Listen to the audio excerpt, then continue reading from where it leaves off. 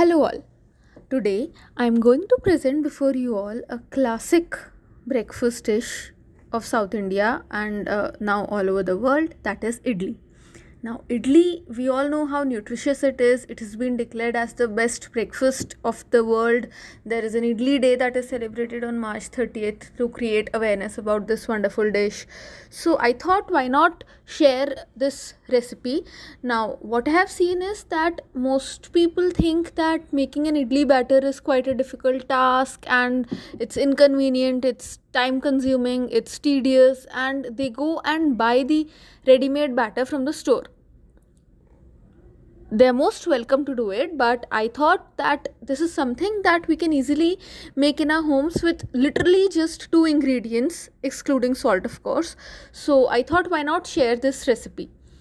Now, idli, as we know, is a proper mix of proteins and carbohydrates, and which is why it is considered to be the best breakfast dish of the world. And when combined with either coconut chutney or ghee, it provides the adequate amount of essential fats, making it even more nutritious. So, without wasting any time, let's just dive into the recipe. Now, the most common problem that people face is how to ferment the idli batter. Now, more so, the problem is becomes more prominent during winters when the rate of fermentation decreases. So, here I am going to present before you all a few tips and tricks that will help you to prepare idli batter at home, resulting in nice, pillowy, fluffy, soft idlis in the comfort of your homes. So, to make the idli batter, we'll start by soaking 1 cup of urad dal or split black lentils and 2.5 cups of idli rava separately for about 16 to 20 hours. So, what we usually do is we soak overnight and then take it out the next evening. So, idli rava is basically the rice counterpart of suji. You can get it online or in any South Indian store. So, soak them and covered, and then around next day afternoon or evening, wash the urad dal a couple of times and then grind it in a mixer jar. If you have a wet grinder at your home which has a stone to grind, it's great, but otherwise even the regular mixer grinder or food processor works just as fine. Just the thing to keep in mind is that you have to blend it for about 5 to 7 minutes.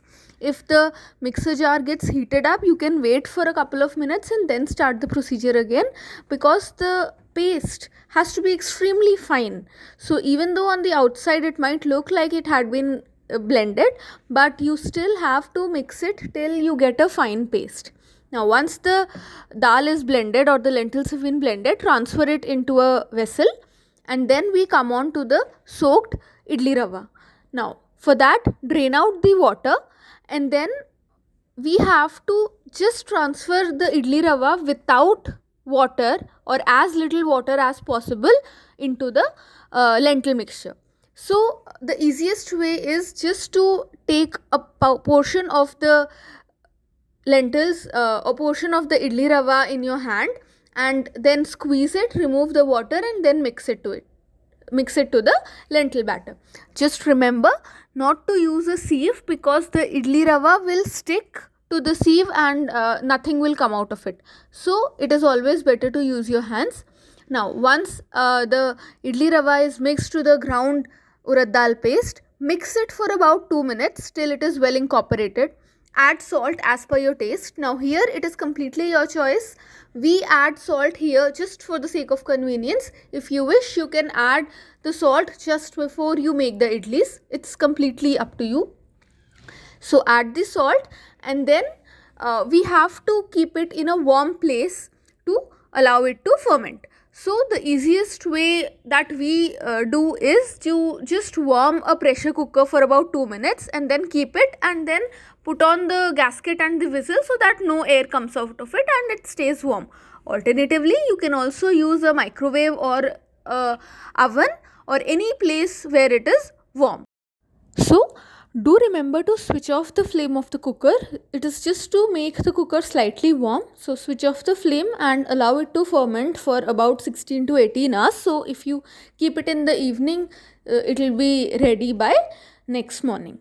So next morning you'll see that there are small bubbles on the batter which are indicative of a good fermentation. So just mix it thoroughly once from the bottom, scraping all the sides, and your idli batter is ready for use. You can use it straight away, or even you can store it in the fridge for about 7-8 days and nothing will go wrong with it. So just grease the idli plates with a little bit of oil, and if you have a steamer you can steam the idlis in that. Otherwise even a regular pressure cooker works just as fine. Pour a little bit of water, allow it to form steam, put the idli plates on it, and close the lid of the pressure cooker without the whistle so that the steam is formed. And depending on the size of the pressure cooker, the idlis would be ready in anywhere between 7 to 12 minutes. So you can even check for the doneness of the idli by inserting a knife or a fork, and in about 1 to 2 times you will get a hang of how much time the idlis take. So gently scoop out the idlis from the plate once they are done, and they are ready to be served either with coconut chutney or coriander chutney or any chutney of your choice. I usually prefer to use a lentil based dry powder mixed with ghee, which is known as kharapodi in Telugu, or idli podi or milagapodi, the recipe of which I'll be sharing in my next post. So do try out this easy way of making idli batter, and I'm sure once you make it you'll never go back to buying the store bought version again. So do try it. It only requires time and patience, nothing else. Otherwise it's a very simple process. So do try this out and let me know your experience in the comment section. Thanks and bye.